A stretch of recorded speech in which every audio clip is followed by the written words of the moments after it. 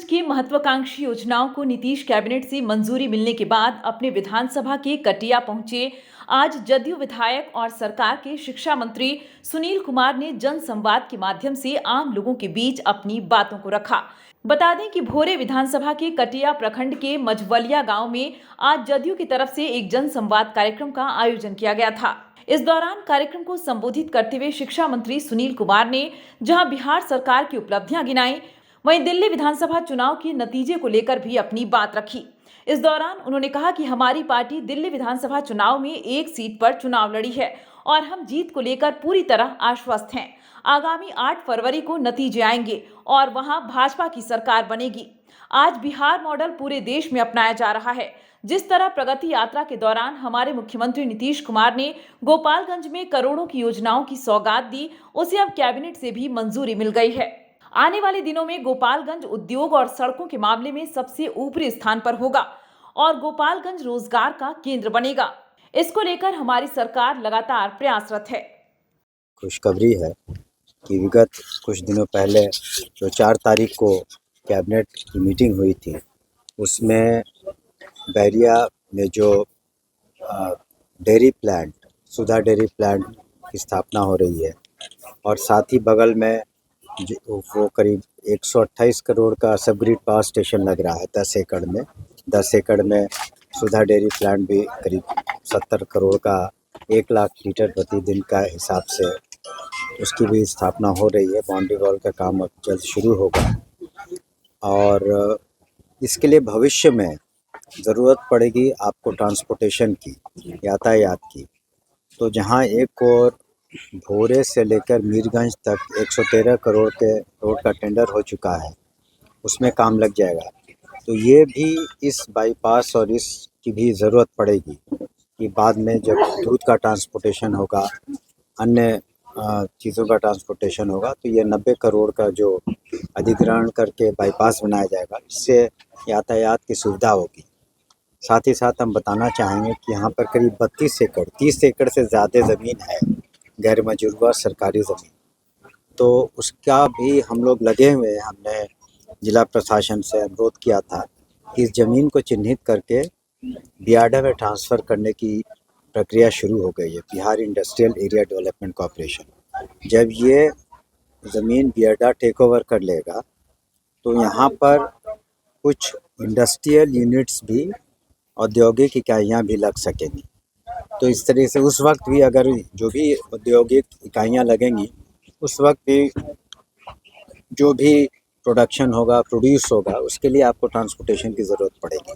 उस वक्त भी ये जो बैरिया पंचायत से होकर के जो सड़क बनेगी, उसके लिए यातायात की ज़रूरत पड़ेगी, भारी वाहनों का आवागमन होगा। यूपी बिहार का कनेक्टिविटी भी बढ़ेगा। यूपी बिहार का भी कनेक्टिविटी बढ़ेगा और साथ ही साथ गोपालगंज में अन्य 2, एक मीरगंज में और गोपालगंज में, वहाँ भी एक बृहद बाईपास का उन्होंने घोषणा की थी, उसको भी मंजूरी कैबिनेट से मिल गई है। तो निकट भविष्य में यातायात की जो भी समस्याएं थी उसका हल हो चुका है और ख़ास करके जो डेयरी प्लांट है, दूध का प्लांट, जिसकी क्षमता 1 लाख लीटर से आगे चल के 2 लाख लीटर तक हो जाएगी। इससे कम से कम 15 से 20 हज़ार परिवारों के आर्थिक स्थिति में सुधार होगा। प्रति माह जो आमदनी है उसमें इजाफा होगा और साथ ही साथ ट्रांसपोर्टेशन या उनके जो भी यहाँ पे मवेशियों को जो खाने की ज़रूरत पड़ेगी, तो जो भी चारा इत्यादि संबंधित, उसकी भी इकाई लग सकती है। तो इन सब कारणों से और हम लोग के क्षेत्र की, जो हम लोग का इलाका काफ़ी पिछड़ा हुआ था, कटिया, विजयपुर, भोरे, सब मिला करके भोरे विधानसभा क्षेत्र में माननीय मुख्यमंत्री जी के हम लोगों ने अनुरोध किया था, उनके आशीर्वाद से काफ़ी प्रगति करेगा। एक सर, बैरिया पंचायत में ही पावर ग्रिड बन रहा है, इस पावर ग्रिड बन जाने से क्या क्या फ़ायदे होंगे, किन किन प्रखंडों को लाभ मिल पाएगा? देखिए, इससे बैरिया में जो बन रहा है सबग्रिड पावर स्टेशन, करीब 128 या 30 करोड़ का है। इससे विजयपुर, भोरे, कटिया और पंचदेवरी ब्लॉक को सीधा फ़ायदा होगा। तो जो आपको बिजली की आपूर्ति में बाधा थी या बाधित होकर या उसका जो फ्लक्चुएशंस होते थे तो वो ख़त्म हो जाएगा। और इस तरीके से न सिर्फ डेयरी प्लांट को फ़ायदा होगा, लेकिन जो लोग कोल्ड स्टोरेज लगाएंगे या राइस मिल या अन्य इकाइयाँ जब लगेंगी औद्योगिक क्षेत्र में, उसको डायरेक्ट फ़ायदा होगा, क्योंकि बिजली पर ही ये सारी इकाइयाँ चलेंगी, जनरेटर पर कोई चलाएगा नहीं।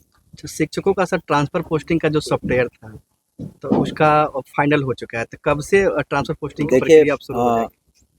पहले तो आपको बता दें, एक बात और भी बताना चाहूँगा कि भोरे कॉलेज में साइंस की पढ़ाई को स्वीकृति मिल गई है, पदों की स्वीकृति मिल गई है। अगले सेशन से साइंस की पढ़ाई होगी। यहाँ पर वाइस चांसलर साहब भी आए थे कुछ दिन पहले, और हम लोग कोशिश कर रहे हैं कि अधिक से अधिक, कम से कम 10-15 करोड़ से ज़्यादा रुपए इस कॉलेज को मिले कि वहाँ पर इंफ्रास्ट्रक्चर में और सुधार हो। तो इस इलाके के जो भी छात्र छात्राएं हैं उनको अपने साइंस की पढ़ाई के लिए दूर जाने की ज़रूरत नहीं पड़ेगी। यहाँ तक ट्रांसफ़र का आपने पूछा है, तो जो कैंसर से पीड़ित जो भी शिक्षक या शिक्षिका थे, तो उनका ट्रांसफ़र पोस्टिंग उनके मन लायक हम लोगों ने कर दिया। दूसरे फेज़ में जो हस्बैंड वाइफ है, शिक्षक है, उनका करेंगे। तीसरे फेज़ में दूरी के आधार पर, लेकिन साथ ही साथ जो 3 अभी चक्र बाकी हैं, हम समझते हैं कि अप्रैल महीने में तक वो हो जाएगा, तो पूरा ट्रांसफ़र पोस्टिंग हम लोग कर लेंगे। साथ ही साथ आने वाले दिनों में 35,000 से ज़्यादा जो प्रधान शिक्षक और साथ ही साथ प्रधान अध्यापकों की नियुक्ति होनी है, उनकी भी नियुक्ति हम करवाएंगे और उनकी पोस्टिंग करेंगे। और अनुकंपा के आधार पर 6,421 जो हम लोगों ने पद कैबिनेट से स्वीकृत किए हैं, उनकी भी नियुक्ति हम करेंगे। और TRE 4 के लिए काउंसलिंग चल रहा है, उसकी भी कोई हाँ, प्रक्रिया में थ्री की चल रही है, तो सबको एक समेकित रूप से।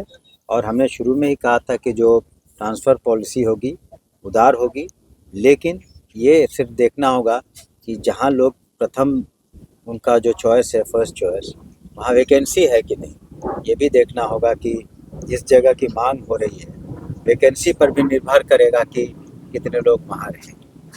अच्छा, अंतिम सवाल सर, दिल्ली में चुनाव होगा, 8 को वोटिंग है, क्या लग रहा है सर, बीजेपी वहाँ सरकार बना पाएगी?